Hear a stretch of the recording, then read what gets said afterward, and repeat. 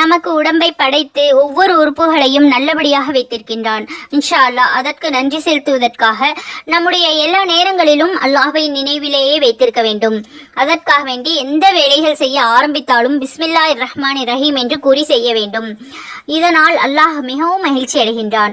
அந்த வேலைகளில் தவறு நிகழாது. சாப்பிட ஆரம்பிக்கும் பொழுது பிஸ்மில்லாஹி வாலா பர்கத்துல்லாஹி என்று கூறி சாப்பிட ஆரம்பிக்க வேண்டும்.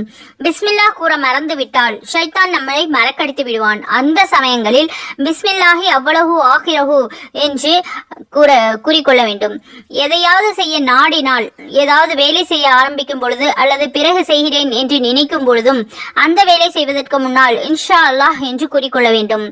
ஆச்சரியமான விஷயங்களை பார்க்கும் பொழுதும் எதையாவது ஆச்சரியமான விஷயத்தை கேட்டாலும் சுப்ஹானல்லாஹ், அல்லாஹ் தூய்மையானவன் என்று அல்லாஹ்வை தூய்மைப்படுத்த வேண்டும்.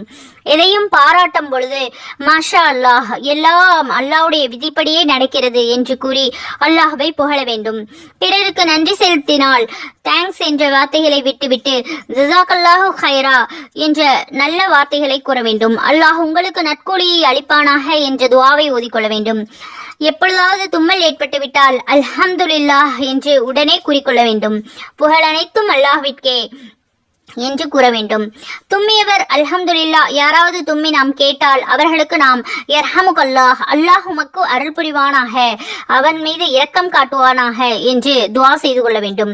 தும்மியவர்கள் மேற்கண்டவற்றை கேட்கும் பொழுது யஹ்தீகுமுல்லாஹு வ யுஸ்லிஹ் பாலகும், அல்லாஹ் உங்களுக்கு நேர்வழி காட்டுவானாக, அதாவது நமக்கு துஆ செய்தவர்களுக்கு நம்மீது அல்லாஹ் இரக்கம் காட்டட்டும் என்று துஆ செய்தவர்களுக்கு நாம் நேர்வழி காட்ட துஆ செய்ய வேண்டும். தர்மம் செய்ய நாடினால், யாருக்காவது தர்மம் செய்யும் பொழுது ஃபீ ஸபீலில்லாஹ், அல்லாஹ்வுடைய பாதையில் என்ற நியத்தில் தர்மம் செய்ய வேண்டும். பிறர் மீது அன்பு பாராட்டும் பொழுது லிஹுப்பில்லாஹ் என்று ஓதிக்கொள்ள வேண்டும். அல்லாஹ்வுடைய அன்பிற்காக நாம் அவர்கள் மீது அன்பு செலுத்துவதாக எண்ணிக்கொள்ள வேண்டும். பிறரிடமிருந்து விடை பெறும் பொழுது சென்று வருகிறேன், டாடா பை பை இதெல்லாம் சொல்வதை விட்டுவிட்டு ஃபீ அமானில்லாஹ், அல்லாஹ்வுடைய பாதுகாப்பில் செல்கின்றேன் என்று ஓதிக்கொள்ள வேண்டும். பிரச்சனைகள் இருந்தால் அதை நீக்க தவக்கல்து அலல்லாஹ் என்று அல்லாஹ்வின் மீது நம்பிக்கை வைத்திருக்கின்றேன் என்று ஓதிக்கொள்ள வேண்டும். விரும்பியவைகள் நடக்கும் பொழுது ஃபதபாரக்கல்லாஹ், அல்லாஹ் உயர்வானவன் என்ற வார்த்தையை குறிக்கொள்ள வேண்டும்.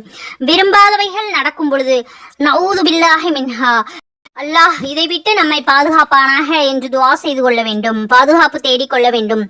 பொருட்கள் தவறிவிட்டால் அல்லது மரண செய்தி ஏற்பட்ட பொழுதும், ஏதாவது பொருள் காணாமல் போனாலும் அல்லது கரண்ட் போய்விட்டாலும், வேறு எந்த செய்திகள் தவறாக நடந்து நமது மனது கவலைப்படும்படி இருந்தால் அப்பொழுது இன்னா லில்லாஹி வ இன்னா இலைஹி ராஜிஊன் என்று ஓத வேண்டும்.